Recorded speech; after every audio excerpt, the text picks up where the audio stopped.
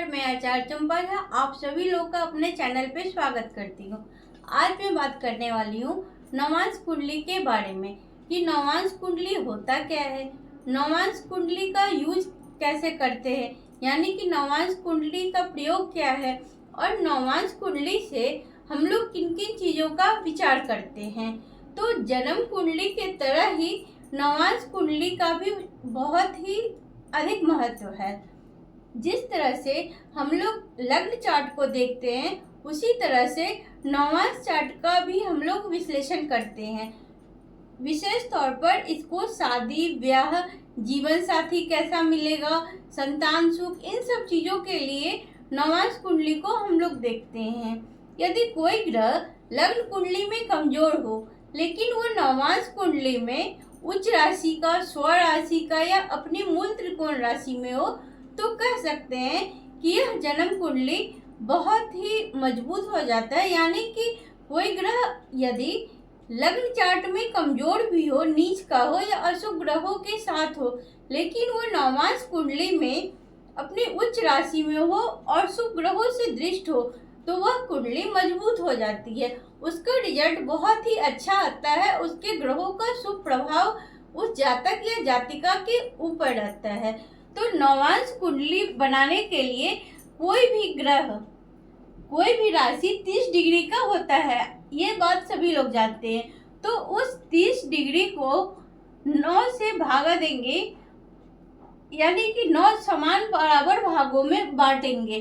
तो जो 9 समान, कोई भी राशि 30 डिग्री का होता है तो इसको 9 समान बराबर भागों में बांटेंगे तो एक राशि 30 डिग्री वो 20 कला का होगा।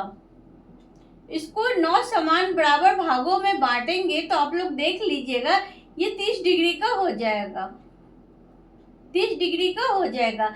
जो ये 9वां भाग होता है, यानी कि जो ये 9वां भाग होता है वही नवांश कहलाता है। ये इसी से नवांश लग्न की गणना करते हैं, शुरू करते हैं। तो नवांश कुंडली का कैलकुलेशन बहुत ही आसान है। जैसे अग्नि तत्व अगर किसी की राशि हो, यानी कि मेष राशि हो, सिंह राशि हो और धनु राशि हो, तो ये अग्नि तत्व की राशि होती है। इसकी गणना हम लोग मेष राशि से ही शुरू करेंगे। अगर किसी की भी कुंडली वृषभ, कन्या और मकर राशि से शुरू हो तो उसकी गणना हम लोग मकर राशि से करेंगे। 2, 6, 10 राशि पृथ्वी तत्व की राशि कहलाती है और इसकी गणना हम लोग मकर राशि से करते हैं। अब अगर किसी का लग्न मिथुन, तुला और कुंभ हो, यानी कि वायु तत्व का लग्न हो, तो उसकी गणना हम लोग तुला राशि से शुरू करेंगे। यदि किसी का जलीय राशि हो, 4 यानी कि कर्क, वृश्चिक और मीन राशि किसी का भी हो तो उसकी गणना हम लोग कर्क राशि से ही शुरू करेंगे। तो ये बहुत ही आसान है, थोड़ा सा डिग्री पे ध्यान देंगे तो ये कैलकुलेट कर सकते हैं आप लोग।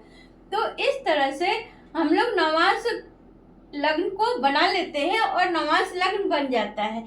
इसका प्रयोग जो है, यानी कि इसका यूज मेन रूप से हम लोग शादी, ब्याह, दाम्पत्य जीवन, उसका जीवन साथी कैसा होगा, उसका घर परिवार कैसा होगा, उसके संतान के सुख को भी यहाँ से हम लोग देख सकते हैं।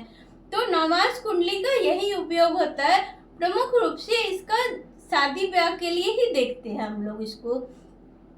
तो जब भी नवांश कुंडली में यदि लग्न में शुक्र नीच का भी हो और नवांश कुंडली में वो मीन राशि का हो जाए या वृषभ का हो जाए, तुला का हो जाए और चतुर्थ भाव में हो जाए, सप्तम में हो जाए, नवम में हो जाए, द्वादश भाव में हो जाए, 11th हाउस में हो जाए, तो कह सकते हैं कि इनका वैवाहिक जीवन बहुत अच्छा रहेगा।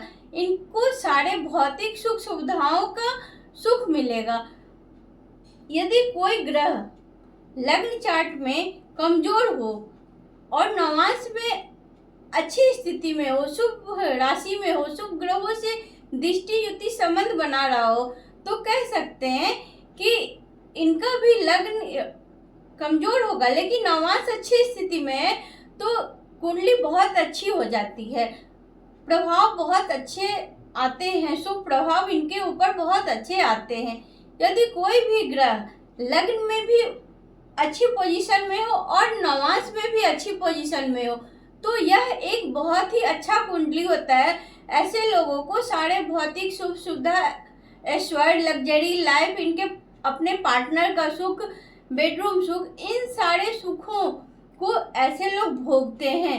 इन्हें कह सकते हैं कि भोग विलास ऐश्वर्य में कोई कमी नहीं होता है। यदि कोई भी ग्रह नवांश कुंडली में कमजोर है, कोई भी ग्रह नवांश कुंडली में कमजोर है लेकिन वो लग्न कुंडली में अच्छी पोजीशन में है तो भी वहां पे रिजल्ट थोड़ा कम मिलेगा, क्योंकि नवांश कुंडली में ग्रह कमजोर थे। तो इसीलिए लग्न कुंडली से ज्यादा पावरफुल नवांश कुंडली को माना गया है।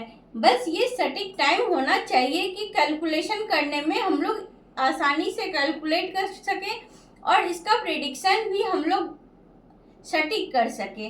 तो यही है नवांश कुंडली। अगर अलग अलग राशियों के लिए इसका अलग अलग प्रभाव पड़ता है। फिर अगर मेष राशि का प्रथम नवांश होगा, फिर वृषभ का होगा, तुला का होगा, कर्क का होगा, तो हर एक राशियों के लिए, लग्नों के लिए अलग अलग प्रभाव दिखाएगा।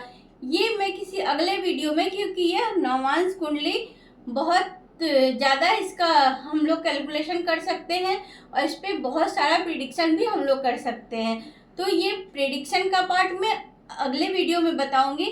अभी ये बनाना सीख लें और नवांश कुंडली का क्या प्रयोग होता है, इन सब बातों को आप यहाँ से जान सकते हैं।